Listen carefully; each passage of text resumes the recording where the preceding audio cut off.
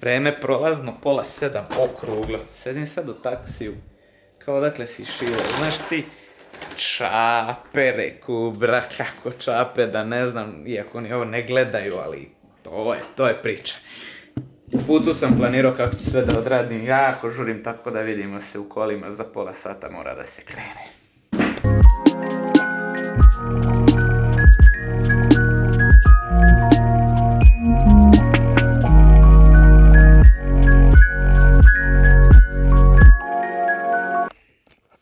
Start u 11:30, ako sad u 7 jedem, to znači 3,5 sata, dodam nekog cukera i mogu da startujem, tako da full.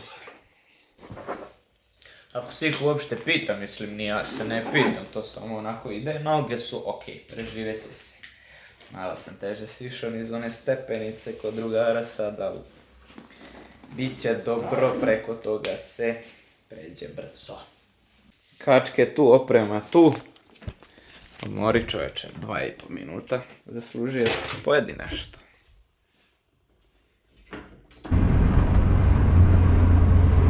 Malo čorbekanje, opet retka situacija preko pola.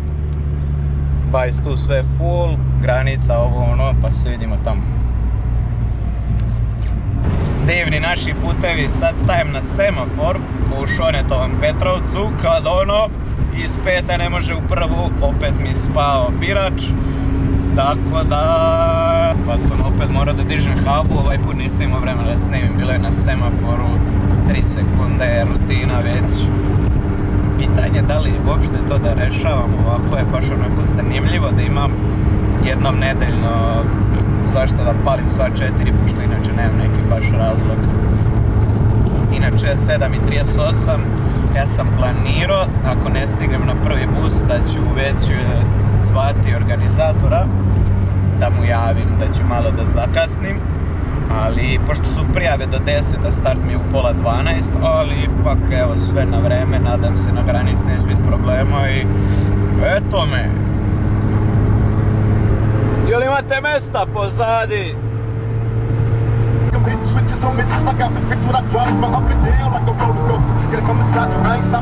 U Hrvatskoj manje troše, ej!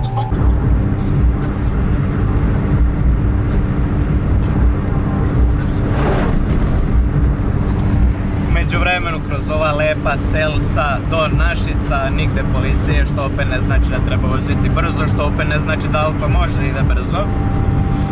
Kako je lepo znači voziti ovdje, evo, u ovom predelu stvarno nikad nisam bio, a realno nam je blizu, 100-120 km od Novog Sada, isto otprilike toliko od Šida, baš lepo, znači neki stvarno utisak, ništa ono Evropska unija, ja to ne favorizujem, ali s polja stvarno deluje, ovi ljudi su se malo lepše izborili što se svega toga tiče za sebe, ne znam, nisu mi se žalili, nisu takvi kao mi.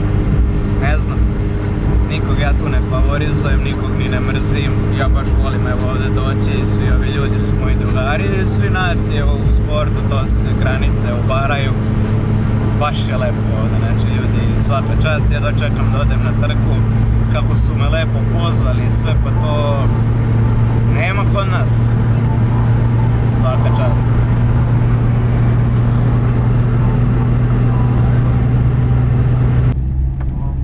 Evo buraz moj zašto menjamo karter. Neka. Dobro, kinuo sam fotku, ček da ga sačuvam da ne padne. Bilo i toga.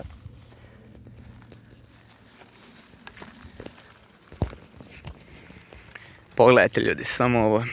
Ovo je jezero Lapovac kod Našica. Prvi put sam ovdje i doći opet sigurno. Nevezano za trku. Ovaj put Alfa je prešla, nije bilo nekih problema, karter nisam dirao, a nije ni kamenje, tako da ne bi trebalo da bude nešto drugačije kad budem vraćali, nije ni bitno. Znači, krenuo sam iz Beograda za Novi Sad u 5, zato što sinoć u ponoć, kad smo još sa državnog, nije bio autobus, ali bio krcat, pa Zaraca i ostalih, nebitno. Tako da sam prespao ako mog druga Keksija i hvala mu. Pa sam u 5, mislim koliko sam prespao 3 sata, pa sam u 5 krenuo za Novi Sad, došao u 6:20, ispričao s tim taksistom i već u 7 krenuo, a čak i evo. Tako da to je sve full. Ništa, idemo sad ispravamo tu stazu koja je tamo negdje ispred mene. Kažu da nije teška. Prilično brza sa nekih par kratkih zakuca, ništa posebno. GoPro ću ako uspijem da remontiram staviti zato što mi nosač ostao na drumašu. A po turici naravno bez snimka ništa. I to je to. Lep dan, sve super. Odao prvom stazu. Bacim neki snimak ovdje od okoline i ubacujemo komentarisanje 3, 2, 1. I ljudi, evo nas dobrodošli u još jedno komentarisanje, još jedne trke, znači sve ste vidjeli, evo nas na startu. Start nije ni malo kasnio, tako da sve u perfektnom planu, pustili su me u prvi red, pošteni vozači, a i sudija mi je tako napomenuo. Evo start, znači zagreo sam se solidno, 2 probna kruga sam obišao stazu i evo start je usledio, znači po vremenu kako je trebalo. Ovdje vidimo na kraju 3. plasiranog takmičara koji je dosta dobro poveo, također jedan gledalac kanala, pozdrav za njega, imenjak. Znači, evo, on je ovdje povukao, ovo je i najstrmiji uspon bio ovdje od starta. Po rastresitom kamenju, tako da nije ga ni lako uvijek izvesti, može da kliže točak, ali srećom kratak je pa može da se na brzinu izgura uz zalet. Znao sam da je Matej Skuzin stvarno i trenutno najbolji hrvatski vozač, tako da neće on pustiti nekog da ode samo tako. Ja od starta odmah sam video da nemam tu svežinu. Što znači, ne mogu eksplozivno da napadam, čuvat ću se što više budem mogao. Tako da vidite da sam sve ovo prespajao onako uz rezervu, nisam divljao ako vidim da se ta prednost desi odjedno malo veća, onda bi ja tu nešto se uključio, ali ovo vidim da je bio umereni tempo, znači spojit ću ga onako na vreme, lagano, bez cimanja. Ovo je nastavak tog uspona i upola toliko strm deo, nije lagan, ali nije ni težak. Da sam morao ikad da napadnem na ovoj stazi, to bi bilo baš posle tog strmijeg dela na ovom delu. Zato što bi protivnik bio umoran od prvog uspona, a meni to odgovaraju ti kratki, znači meni su te 2-3 sekunde sasvim dovoljne da prođe ta kiselina i da budem spreman za novi napad. Kad je to sve baš kontinuitet brdo, onda meni to, znači ja nisam takav da mi odgovara skroz dugačko brdo, ali čim mali trenutak odmora bude, to mi onda odgovara. Odlučio sam da mi skomentarišem samo jedan krug, zato što se stvarno ništa nije menjalo kroz sve ove krugove. Evo sad ovo je jedan, pa skoro ravan blago nizbrdo deo i ja sam celu trku ovako sedeo na točku s Kuzinom. Zašto? Pa ne bi bilo pošteno, mislim bilo bi pošteno, ali ne bi bilo baš onako skroz fair i korektno, da bi sprintao Mateja ovako sa točka. Ali znao sam, imao sam neku ideju, imao sam neki plan koji će na kraju da se i ostvari u ovoj trci. To jeste, pošto ja slavonsku brdsko biciklističku ligu inače ne vozim, znači ovo mi je prva trka ove godine i možda ću još jednu da odvezem, ali možda. I tu naravno postoji generalni plasman i nagrade su sasvim solidne. Pa Matej je prvi, ali ne nešto ubedljivo, pa bi mu značilo da mu ja ne otmem te bodove, ako bi ja pobedio u nekom slučaju, pa je moj plan odmah bio da ja njega pustim, da on prođe pre mene kroz cilj, ako mu to više znači, a da mi zamenimo samo novčane nagrade, tako se klasično prodaju trke. Što je on i pristao, on je bio povređen, nadam se da se oporavio sada, da sljedeći vikend dođe kod nas u Novi Sad na trku. koja je inače u nedjelju, dođite svi da gledate. Od 2 je Kup Srbije, od 4 elitna trka. Znači povredio je Samoboru prst, te nije mogao onako apsolutno da cima to sve, svaki neki nagli pokret i neravniji teren bi mu zasmetao, tako da i on je bio malo hendikepiran što se toga tiče, a ja opet kažem da je bio na tempo krug, ja bi mogao, znači fora je što meni kiselina od juče sa te drumskog državnog prvenstva,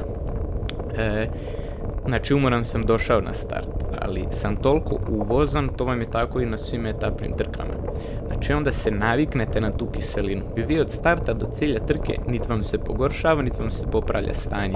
Tako da sam ja od 1. do 7. koliko ih je ovdje krugova bilo, osjećao se isto. Znači da je moralo da se podigne tempo, digao bi se, a najviše su mi smetale te promjene, što mi sada, evo ovo je blago nizbred spust, i mi tu vrtimo i onda naglo uletimo na strmije uspone gdje bi me ta kiselina zakucala. Puls, nisam ni nosio puls strahu, ali po osjećaju znam da to nije bilo ni blizu 170, a prag mi je na 184. Tako da klasičan simptom kako to izgleda na etapnim drumskim trkama. Što se tiče staze, evo, sad je ovo segment gdje su spustevi i strmi i kratki usponi. Zaista brza staza, lepo sređena, mi smo svaki krug sve brže i brže vozili, ali mogao sam da primetim da mnogo više znači full suspension bike na ovoj stazi. Zašto? Zato što imate dosta bob delova. I ako izgubite kontrolu nad zadnjim točkom, tačnije ima dosta tih korenja gdje vam se, znači, točkovi dignu od zemlje, polete.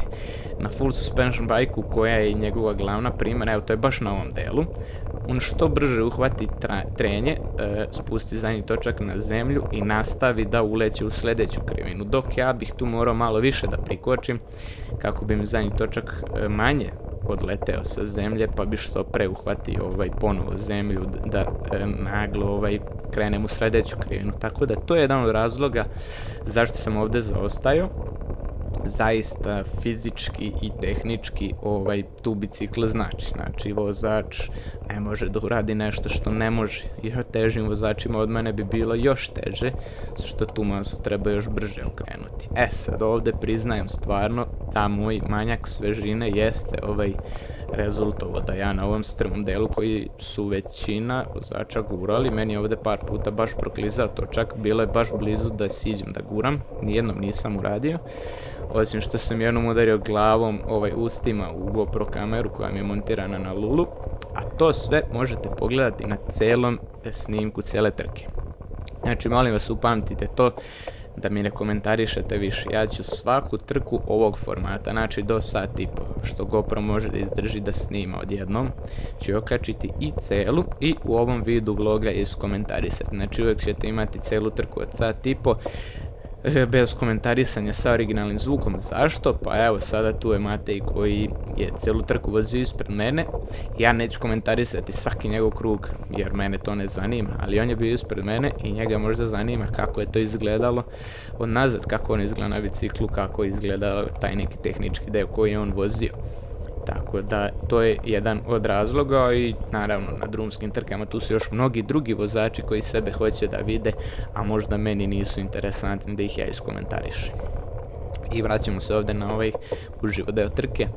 Znači, svi ovi delovi uspona da je moralo da se cepa, ja sam stvarno imao još tu nekih 20%, da je trka bila stvarna, mnogo bi tu bilo neke jačeg tempa, cimanja više, ali opet pitanje, u tom trenutku sam se osjećao dobro, pitanje je koliko bih to krugova mogao da izdržim. Tako da kažem, naravno, čim sam ja sustigao njega nazad, verovatno da sam bio tu jači, čim sam vratio tu razliku odmah nazad u svoju korist. Ništa dalje, stvarno svi ovi spustevi jako brzi, iz kruga u krug sve brže smo išli, ove krivine sve više učili, ali stvarno i u ovom prvom krugu je to dosta solidno izgledalo, tako da nemam neku zamerku i ovo bi definitivno bio jedan deo da smo se trkali, pošto je ovo posljednji uspon do cilja. Posle onog prvog od starta ovo je najduži, prilično težak jer varira nagib, ali nigde nema ravnog ili nizbrdo dela. Tako da ovo bi bio sigurno mjesto za napad, uzano, ima nekih tehničkih korenja, nije baš lako. I evo sad ćemo da pogledamo taj uspon do kraja. Što se tiče svega ostalog, šta ja znam, na trci sam pojeo ili popio, kako to kažemo, za 2 gela.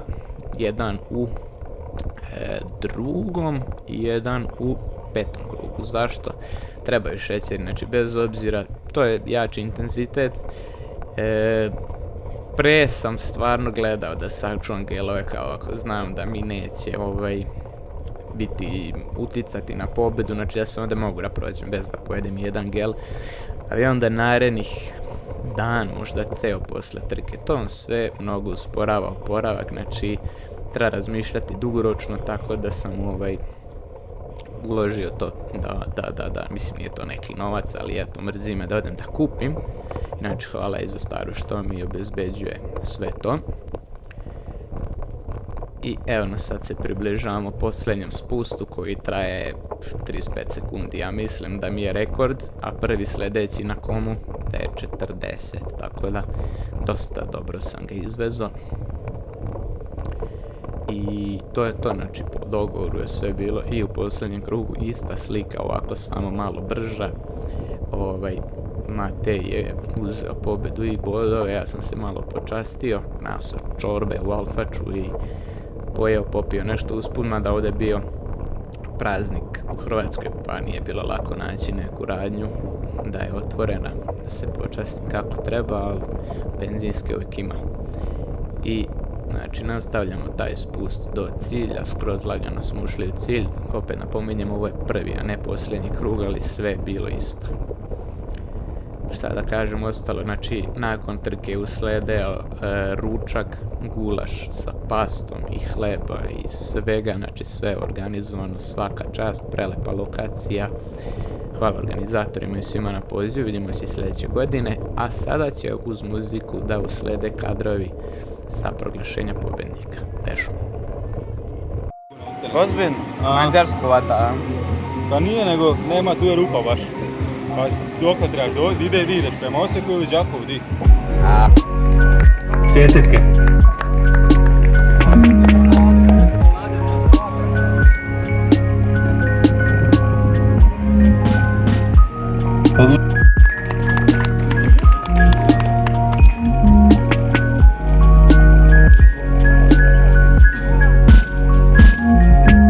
Na trećem mjestu Ljevar Marko, BK Našice.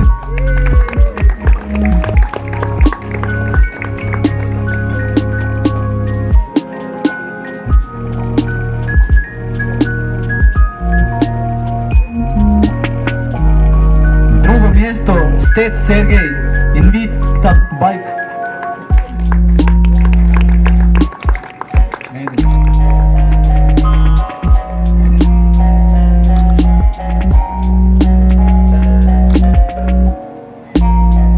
I na prvom mjestu Nađ Peter, Team Imperator.